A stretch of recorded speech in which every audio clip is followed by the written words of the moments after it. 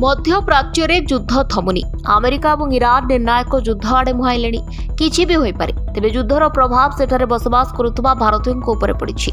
अनेक भारतीय प्राण हराइछन्ति जहाकु नै बड़ सूचना दैछन्ति केंद्र सरकार। राज्यसभा वैदेशिक राज्यमंत्री कीर्तिवर्धन सिंह कहिछन्ति जे चलित वर्ष मध्यप्राच्य युद्ध आरंभ हेबा परठु एबे सुद्धा 16 जन भारतीय प्राण हराइछन्ति। एमानंक मध्यरु 10 जन हेउछन्ति नाविक, सेहिपरि 75 जन भारतीय आहत होइछन्ति।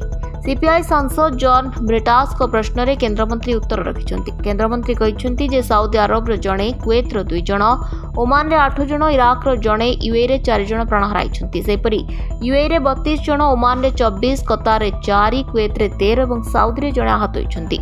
सेहिपरि इस्राएल रे मध्य जणे भारतीय नागरिक आहत होइछन्ति। सेहिपरि अन्य एक घटना रे कतार रो रास लाफान प्लांट रे 12 जन भारतीय प्राण हराइछन्ति, जार सीधासलख युद्ध सहित कौनसी संपर्क नहीं।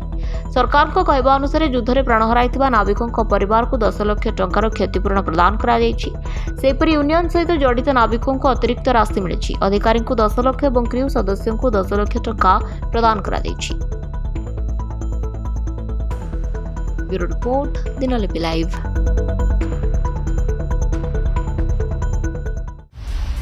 दिनलिपि लाइव को एबे ही लाइक, शेयर, सब्सक्राइब करो।